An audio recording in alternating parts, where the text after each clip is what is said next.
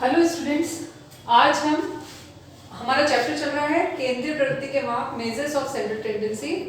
उसी क्रम में आगे बढ़ते हुए हम आज करेंगे 17.5। इसमें भी निकालना तो अपने को समांतर माध्य या फिर अर्थमेटिक मीन ही है, पर थोड़े से डिफरेंट क्वेश्चंस हैं। तो इसमें दो तरह के क्वेश्चन है, दोनों तरह के करा देती हूँ, और रिमेनिंग क्वेश्चन सब में जो भी रिमेनिंग क्वेश्चन आपको होमवर्क में करने हैं, तो हाथों हाथ अपना होमवर्क कंप्लीट रखें। आप बिल्कुल भी ऐसा नहीं कि पेंडिंग रखें बहुत सारा होमवर्क, ठीक है ना। तो कभी भी स्कूल चालू हो जाएंगी तो मैं आपका चेक करूंगी, इसलिए आप रेगुलरली अपना वर्क करते रहिएगा। तो इसका फर्स्ट क्वेश्चन है, मैं हिंदी में एक्सप्लेन कर देती हूँ, फिर इंग्लिश में भी एक्सप्लेन कर दूंगी मैं। एक छात्र ने अंग्रेजी में 46%, गणित में 67% और हिंदी में 53%, इतिहास में 72% और अर्थशास्त्र में 58% अंक प्राप्त किए। अन्य विषयों की तुलना में अंग्रेजी को 3 गुना, गणित को 2 गुना भार मान्य हो, तो छात्र के प्राप्तांक का भारित माध्य ज्ञात कीजिए। यहाँ पे अपने को क्या किया हुआ है कि वेटेज दिया हुआ है, उसका भार दिया हुआ है। इतने दिन अपने को क्या दे रहे थे कि बारंबारता, फ्रीक्वेंसी दी हुई थी। अभी अपने को वेटेज दिया हुआ है, भार दिया हुआ है। तो इसको कैसे सॉल्व करेंगे ये देखना है अपने को। तो इंग्लिश में एक्सप्लेन कर देती हूँ कि एक स्टूडेंट को क्या है कि इंग्लिश में आए हैं 46%, मैथ्स में आए 67%, हिंदी में आए हैं 53% और हिस्ट्री में आए 72% एंड इकोनॉमिक्स में आए 58%। ठीक है, तो कंपेयर कर रहे हैं अपन अदर देन सब्जेक्ट्स को इंग्लिश से। तो इंग्लिश 3 टाइम्स उसका वेटेज कितना है, दूसरे सब्जेक्ट से 3 टाइम्स ज़्यादा है, और मैथ्स का है 2 टाइम्स ज़्यादा उसका वेटेज है। ठीक है ना। तो अपने को उनका मीन निकालना है, वेटेज मीन निकालना है। ठीक है ना। तो इसके लिए हम क्या करेंगे, सब्जेक्ट वाइज। फर्स्ट कौन सा है, इंग्लिश, इसको मान लिया 1, x1 ये हो गया 46%, x2 क्या हो गया, मैथ्स 67%, x3 क्या हो गया है, हिंदी 53%, और x4 क्या हो गया है, हिस्ट्री या इतिहास, ये हो गया 72%, और इकोनॉमिक्स या अर्थशास्त्र हो गया है 58%। ठीक है, ये x5 आ गए। अब इनका वेटेज देख लेते हैं। ठीक है ना। वेटेज को अपन भाई सिंपल किसका, मैथ्स का मतलब अपन जैसे सिंपल मैथ्स और इंग्लिश का अलग दिया हुआ है, और तीनों सब्जेक्ट तो सेम ही है। तो हिंदी, इतिहास और अर्थशास्त्र, इसका वेटेज कितना है, x, सॉरी w, वेटेज को अपन w से डिनोट कर देते हैं। इसको क्या लिखेंगे, हिंदी, इंग्लिश में हिस्ट्री और इकोनॉमिक्स, इको, इनका वेटेज कितना है, w। ठीक है ना। अब इंग्लिश का कितना हो गया, तो इसके अकॉर्डिंग 3 गुना है तो 3, और मैथ्स का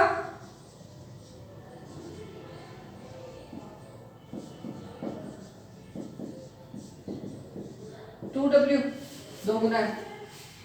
ठीक है, तो इसके अकॉर्डिंग इसका वेटेज हो गया w1 कितना हो गया है, ये किसका है, इंग्लिश का 3,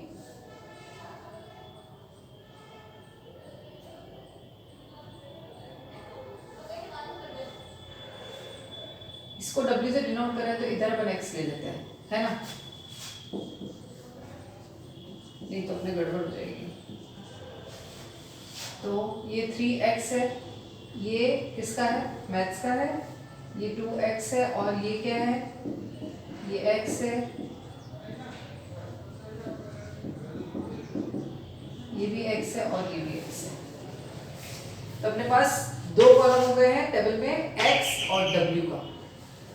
ठीक है ना। अपने को क्या निकालना है, भारित समांतर माध्य। भारित समांतर माध्य यानी कि एवरेज मीन ऑफ वेटेज।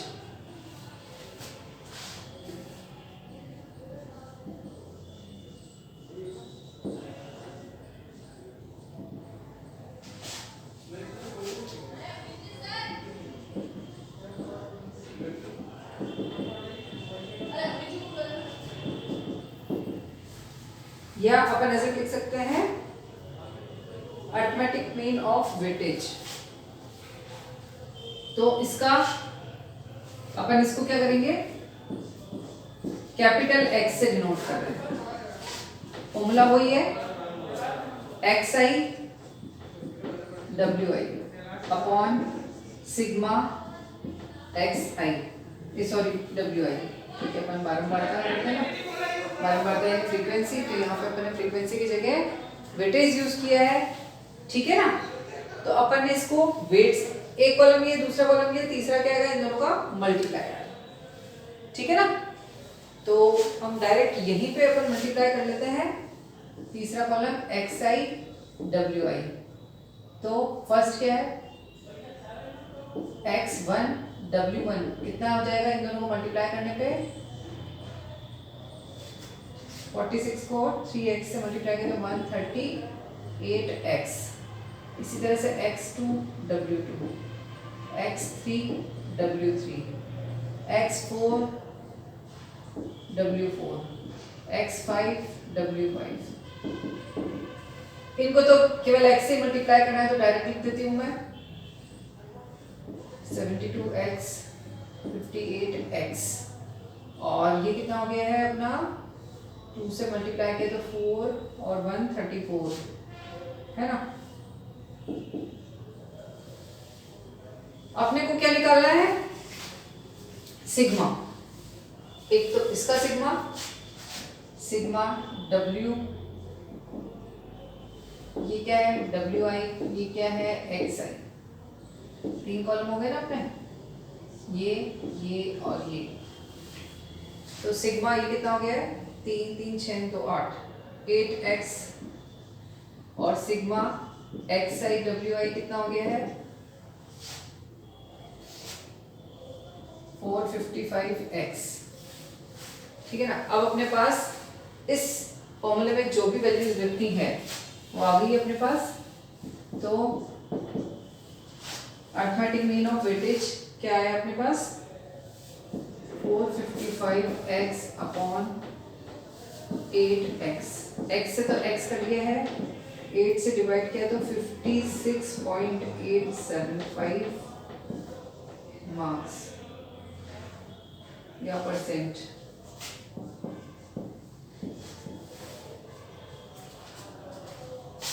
ठीक है, एक बार मैं वापस आपको एक्सप्लेन कर देती हूँ। थोड़ी सी नई चीजें है वो की वही, पर थोड़ी सी कंफ्यूजिंग है, फर्स्ट टाइम देखते हैं तो टाइम तो लगता ही है ना। अपने को दिए हुए हैं इंग्लिश, मैथ्स, अंग्रेजी, गणित, हिंदी, इतिहास और अर्थशास्त्र के परसेंटेज जो हमने लिख लिए हैं। इसको हमने x1 x2 x3 x4 x5 के रूप में लिखे हैं। फिर इनका वेटेज दिया हुआ है, ठीक है ना। मतलब ये कितनी ज़्यादा इंपॉर्टेंट है वो लिखा हुआ है। तो इंग्लिश सबसे ज़्यादा इंपॉर्टेंट है तो उसको 3 गुना वेटेज दिया है ना, 3 टाइम्स। और मैथ्स थोड़ी उससे कम है तो डबल वेटेज दिया है। और बचे हुए तीनों सब्जेक्ट का सिंगल वेटेज। तो वेटेज को भी अपन इस टाइप से लिख लिया है। अब अपने पास तीसरा कॉलम बना है, इन दोनों को मल्टीप्लाई करके हमने यहाँ निकाला है। अपना भारित समांतर माध्य निकालने के लिए या अरिथमेटिक मीन ऑफ वेटेज निकालने के लिए अपने पास फॉर्मूला है। इस वाले को ये वेटेज वाला निकाल रहे हैं, इसलिए कैपिटल X से डिनोट कर रहे हैं, पहले अपन स्मॉल x से कर रहे थे। उसके लिए सिग्मा XI WI और अपॉन सिग्मा WI। तो हमने यहाँ इन सब की जोड़ कर लिए, ऐड कर लिया, और यहाँ पे इन सबको ऐड कर लिया। फिर यहाँ पे वैल्यूज पुट करके हमने इसको निकाल लिया, ठीक है ना। अब हम आते हैं सेकंड क्वेश्चन पे।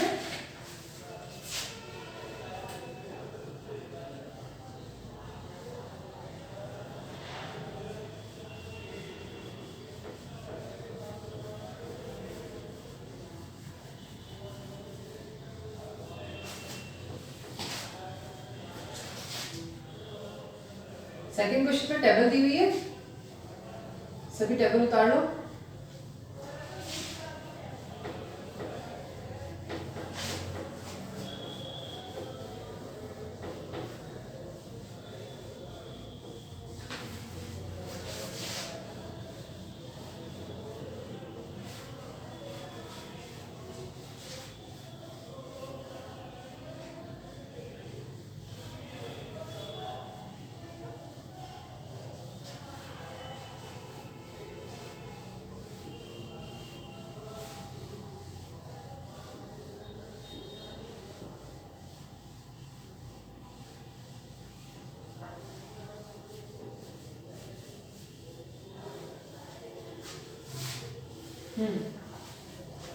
सेकेंड क्वेश्चन में है, दो उम्मीदवार ए व बी व्यवसायिक कॉलेज में प्रवेश हेतु विभिन्न विषयों में निम्नानुसार अंक प्राप्त करते हैं, उनके बाहर साथ में दिए हुए हैं। अलग अलग सब्जेक्ट के वही वेटेज अलग अलग दिया हुआ है और अपने पास दो स्टूडेंट है, तो दोनों स्टूडेंट को किसी कॉलेज में एडमिशन लेना है, ठीक है ना। तो उनके दोनों के अपने को मार्क्स दिए हुए हैं और उसके साथ साथ में वो जो मार्क्स हैं अलग अलग सब्जेक्ट के, उन सब्जेक्ट्स का वेटेज भी अलग अलग दिया हुआ है। तो अपन क्या करेंगे, अपने पास टेबल ए की दी हुई है, इस टेबल को दो में डिवाइड कर देंगे। पहले एक स्टूडेंट ए का लेंगे और फिर दूसरे स्टूडेंट बी का लेंगे और दोनों का वेटेज मीन निकाल लेंगे, वेटेज मीन निकाल लेंगे। और अपने को पूछा है दोनों में से कौन अधिक योग्य है, तो जिसका वेटेज मीन ज़्यादा होगा वो अच्छा होगा, वो स्टूडेंट अच्छा होगा, ठीक है ना। तो सेकंड क्वेश्चन हम पहले फर्स्ट ए वाले की टेबल बनाना है। पहले अपने को टेबल बनानी पड़ी थी, अभी अपने को थोड़ी दी हुई है। तो यहाँ आ रहे हैं सब्जेक्ट, ये ए के बाहर ये वेटेज और ये इसका मल्टीप्लाई।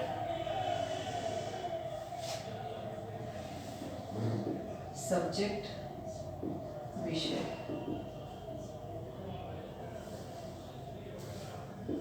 ए के अंक या मार्क्स, इतना सा इंग्लिश वाला लिख ही लेंगे। आई थिंक भार वेट, इसको डब्ल्यू से डिनोट कर रहे हैं। ये हो गया अपना एक्स और ये डब्ल्यू और ये x W.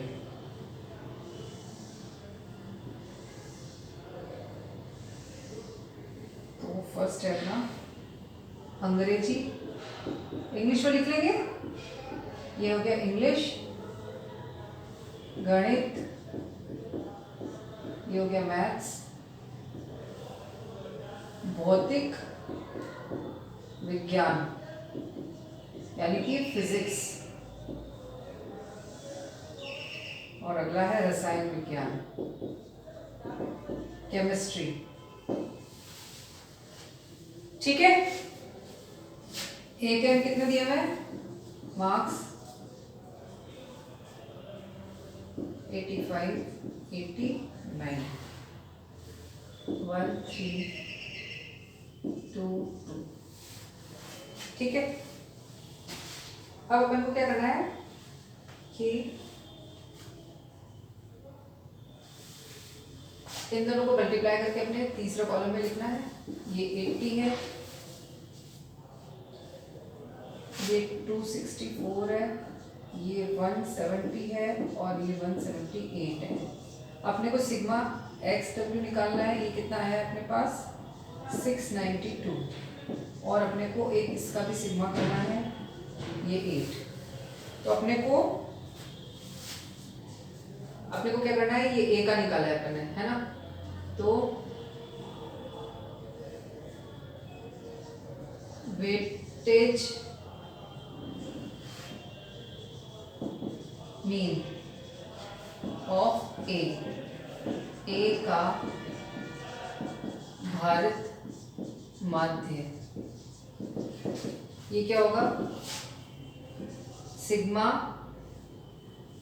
X W upon sigma W, यानी कि 692 अपॉन 8, आंसर आया 86.5, ठीक है। इसी तरह से हम बी वाले का निकालेंगे। सारी चीजें वापस लिखेंगे।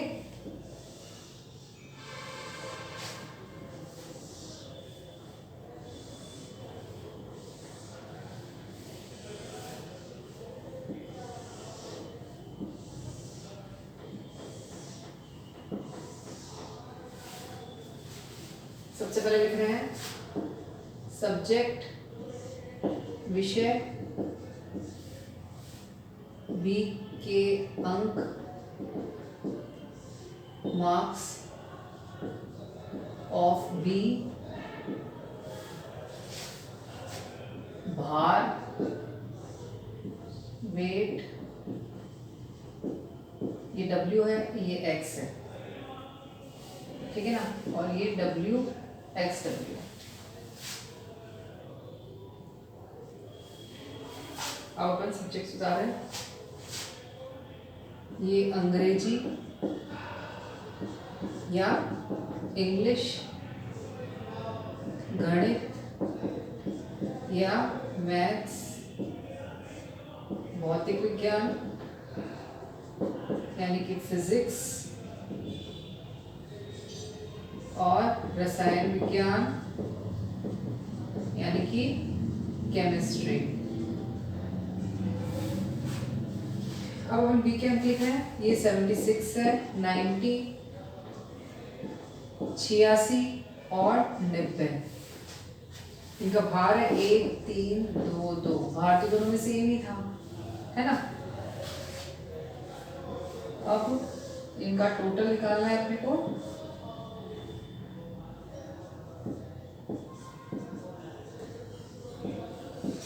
सिग्मा W कितना है 8। इन दोनों को मल्टीप्लाई करके इस तीसरे में लिख रहे हैं, गुणा करके, ठीक है ना। इन सबको जोड़ने पे आया है XW 698। अपने पास वेटेज ऑफ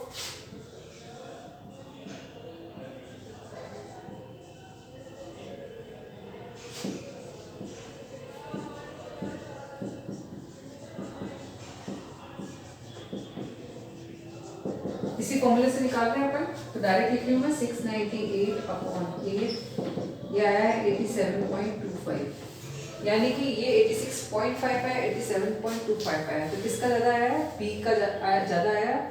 तो ए व बी में कौन ज़्यादा एलिजिबल है या योग्य है? बी। तो बी इज बेटर देन ए।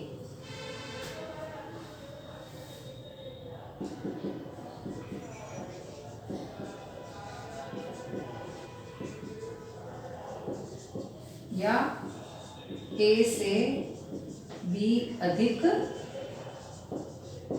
योग्य है। समझ रहे हैं आप? एक बार मैं वापस आपको थोड़ा सा एक्सप्लेन कर देती हूँ। अपने को सब्जेक्ट दिया हुआ है, ए के अंक दिए हुए हैं, बी के अंक दिए हैं, दो स्टूडेंट के नंबर दिए हुए हैं, मार्क्स दिए हुए हैं, और उनका वेटेज सब्जेक्ट के अकॉर्डिंग सेम ही दिया हुआ है। अपने को निकालना है कि ए बेटर है स्टूडेंट या बी बेटर है, ठीक है ना। तो ताकि वो एडमिशन, मतलब जैसे उनको कॉलेज एडमिशन दे सके, दोनों में से कौन बेटर है। तो हमने दोनों के अंक अलग अलग कर दिए और तीनों कॉलम सेम है, मतलब दोनों कॉलम सेम है। तो हमने वेटेज को अंक से मल्टीप्लाई किया है, फिर हमने इसका भारित माध्य या फिर एवरेज वेटेज मीन निकाला है। वेटेज मीन हमने पहले ए का निकाला है और फिर बी का निकाला है। तो दोनों में से वेटेज मीन बी का ज़्यादा अच्छा है, इसका मतलब बेटर स्टूडेंट कौन सा है? बी है, ठीक है ना। अब ये आज की एक्सरसाइज खत्म हो गई है। अब इसके बाद में स्टार्ट करेंगे माध्यक या मीडियन।